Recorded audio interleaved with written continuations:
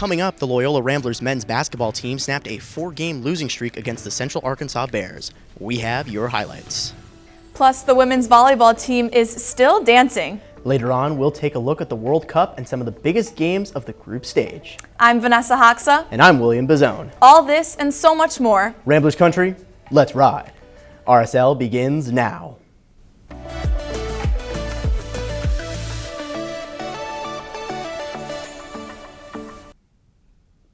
Thank you for joining us and welcome back to another episode of Rambler Sports Locker.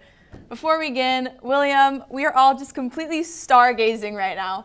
Please tell us, who are you wearing? Look, I gotta be honest, I was feeling a little bit festive today. Brought out the star suit, I'm feeling it. I appreciate the flattery, it means a lot, it means a lot. Amazing. Well, sorry for that interruption. After a lovely Thanksgiving break, it's good to finally be back in the studio. Wouldn't you say so, William? Absolutely, Vanessa, although it wasn't much of a break with all of the great games that went on. The women's volleyball team is advancing to the NCAA tournament, and the men's basketball team closed out the Myrtle Beach Invitational, as well as a road game against Harvard. And Vanessa, we've got to know, who was your new blower on the block this week? Well, freshman guard Jaden Dawson has made his appearance off the bench. Fans got to see Dawson perform particularly during the Myrtle Beach Invitational. In his first game of the tournament against Tulsa, Dawson only put up 2 points, but played 11 minutes for the Ramblers.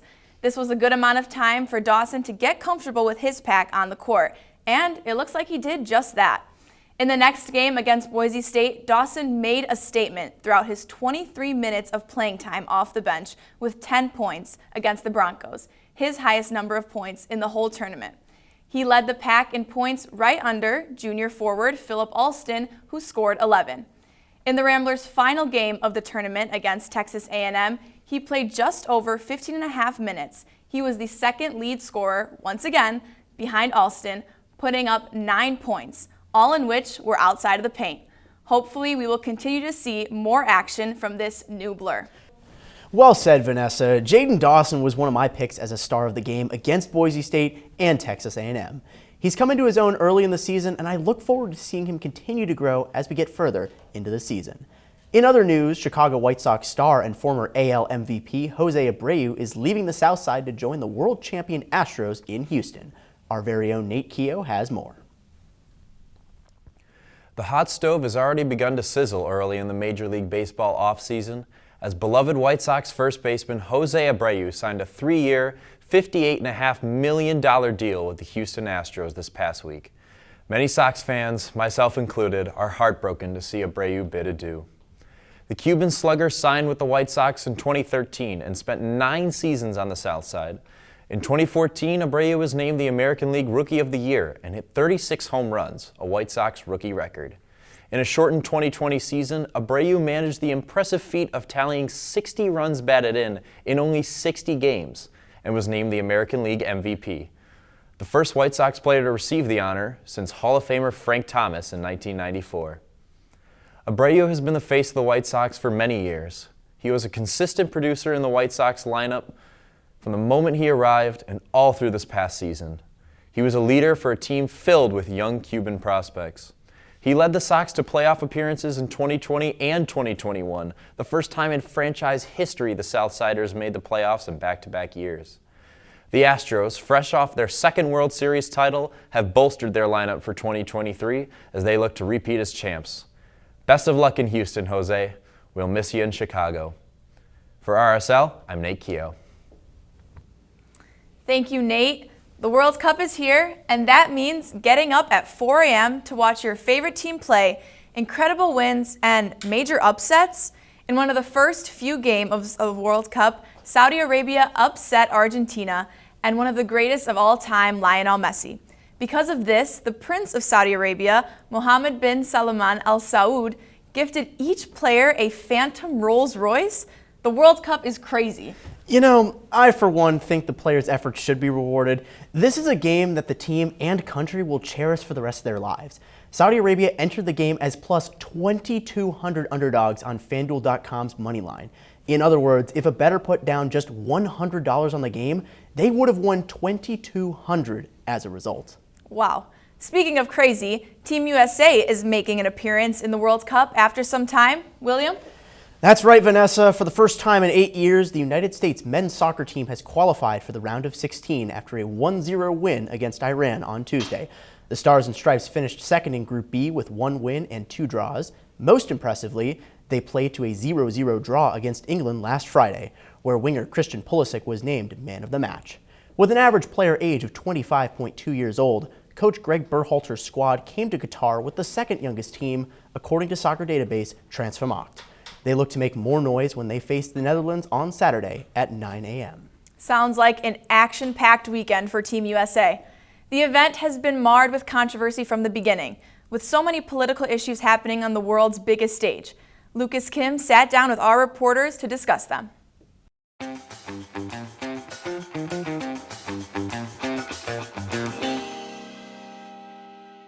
Hello everyone, and welcome back to The Ramble. I'm your host, Lucas Kihmm, here with Joey Neese, Elizabeth Winchester, and Evan Nave. Now, I assume that all you guys are watching the World Cup, right? All right, rapid fire. Who are we all rooting for? Joey. USA. USA. España, Spain, of course. Okay, well, I was rooting for Mexico. Unfortunately, they lost. But you know what? I definitely got to go for Spain. My sister's studying in Spain right now, so that's my team. So that's awesome. So this week's question for you guys all is the World Cup unifying or dividing countries? The World Cup is an event for bringing people together from all around the world, but is it becoming an event for players and coaches to use their platform and make it political? For example, we've seen several videos circulating around social media of Mexican fans unifying with the people of Qatar by singing and dancing with them in the streets. But it's dividing when the United States team decides to stand in solidarity with Iranian protesters by displaying an altered image of their flag on their social media account. This caused Iranian officials to demand that the Team USA be removed from competition after disrespecting their country. So, is this event unifying or dividing countries? Elizabeth, let's start with you. I think that this has great potential to be a unifying force, but like everything nowadays, we do have a lot of issues with just polarization. But I think that by itself, the World Cup is unifying because, as we're seeing with, like you said, Mexicans dancing in the streets, like that is a great time, and we are bringing together vast differences and diversity and cultural differences into one mixing pot, bonding over the just love of the sports that they're playing, and I think that can be very unifying. Mm-hmm. Okay. Yeah, I struggle with this topic. I think both sides have really strong points. I mean, you look at the 2010 World Cup in South Africa, Tichabala had an opening goal against Mexico around like the 54th minute. That brought the entire continent of Africa together. First World Cup ever held in Africa. South African scores against an amazing team of Mexico that's been in almost every World Cup. Super great team. And on the other hand, you have things like, you know, the migrant workers in Qatar, around 300, 500 of them killed working on the stadiums in Qatar. You also have, you know, not even dividing different countries, dividing in your own country. There was a defender for Colombia in the 1994 World Cup who was shot and killed because he let in an own goal against USA by a drug lord because he had money on the game. So I think there's, you know, sides for both on dividing and unifying. Ultimately, I think that the World Cup has been, you know, a very divisive event in recent years and throughout its history. Interesting to say. What do you think, Evan? Well, I would say that there are unifying and there are divisive elements to the World Cup, but especially for this year, it has been more on the divisive side because of the location. Because there's rules and regulations in this particular location that a lot of people weren't able to express themselves freely. For instance, there's laws against the LGBT community, and unfortunately they can face legal repercussions if they showcase who they truly are, which is very, very which I feel is it's very oppressive. So my question for you is then, what about for the people that say it's their country, they can make the rules, you know, follow our rules? What would you say to them? I would say that although I do respect every country and their rules, when you're hosting a world event and when you have different people from different nations with different, laws and legislations come over, be mindful of that and maybe relax the rules and regulations for people traveling and visiting, especially since this is a global event. So it is best to be mindful of different cultures around the world, and when you're hosting an event and when people are coming that have different mindsets than your own country, just be a little mindful. Interesting. I mean, so Joey and Evan both have kind of divided. They agree that yes, the World Cup is dividing, but Elizabeth, you're the one standing out here. Give me something. Why is it unifying?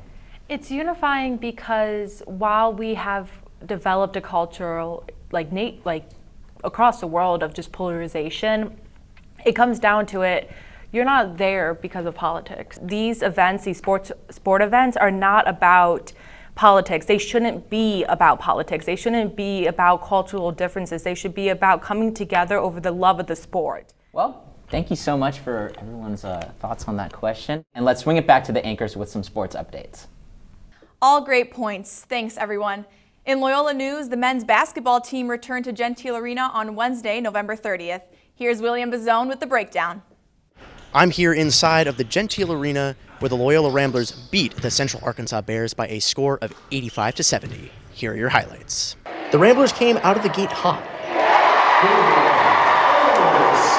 going up 18-5 6 minutes into the first half. Redshirt senior guard Braden Norris, voted as RSL's second star of the game, sunk one of his 3 3-point baskets of the night.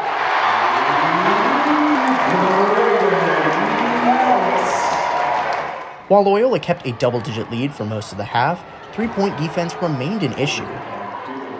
The Bears cut it down to 9 with less than 5 minutes to go, and then they went on a 9-4 run to end the half, cutting Loyola's lead to 35-31.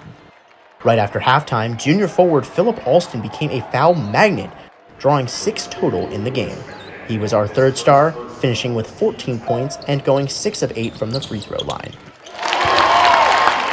Oh, and he had this absolute monster jam over a helpless Bear defender. But best of all, redshirt freshman swingman Ben Schweiger made the most of his first career start. He is our first star of the game, leading the Ramblers with a career-high 26 points and 6 for 7 from three-point land. Ben's a guy that's a domino starter for us, and when he's shooting it like that, I don't know very many 6'7", athletic, ball-handling, versatile defenders that look that way as freshmen. I mean, it's big time. It shows the trust that the coaches have in me, and I don't know. They've always had my back, and I'll always have theirs. It's big time that they put that trust in me. Next up for the Ramblers is the Red Line rivalry. They play DePaul this Saturday, December 3rd at 3 p.m. For Rambler Sports Locker, I'm William Bazzone. Thanks, William. This fall, one team has quietly been making a deep postseason push. In fact, a Final Four run of their own. The Loyola men's club rugby team is playing at the Division II championships next weekend in Houston, but they were never expected to make it as far as they did. Oliver Allen has the story. The Loyola men's rugby team has been on a historic run over the last few weeks, leading to a trip to the Final Four in the men's national championship. After defeating Washington University to advance to the first round of the tournament, Loyola traveled to Knoxville, Tennessee to face Auburn University in the Sweet 16 on November 18th. With both a strong offensive attack and steady defense, the Ramblers cruised to a 49-15 victory. Just 24 hours later, Loyola faced off against rival Marquette University in the Elite Eight. The Ramblers came out on top in a back-and-forth 28-21 win, aided by fullback Tommaso Charamondia, who had 2 tries, and flanker Tig Scanlon, who forced 3 crucial turnovers. The Ramblers traveled to Houston, Texas on December 9th to play Principia College, who are coming off a blowout 67-7 win over Northern Iowa. Even with the tough matchup ahead, the team is not intimidated, as senior Stephen Fair says, "We know and believe we can beat anyone in our division." Match time is set for 6 p.m., and the link to the game broadcast will be on the Loyola men's rugby team Instagram. For Rambler Sports Locker, I'm Oliver Allen. And with that, that wraps up this episode of Rambler Sports Locker. To stay up to date with all things Loyola sports, be sure to follow us on Instagram and Twitter at Loyola RSL, and subscribe to our YouTube channel for new episodes every week. From all of us here at Rambler Sports Locker, I'm Vanesa Hoxha. And I'm William Bazzone. As always, don't forget to turn off the lights.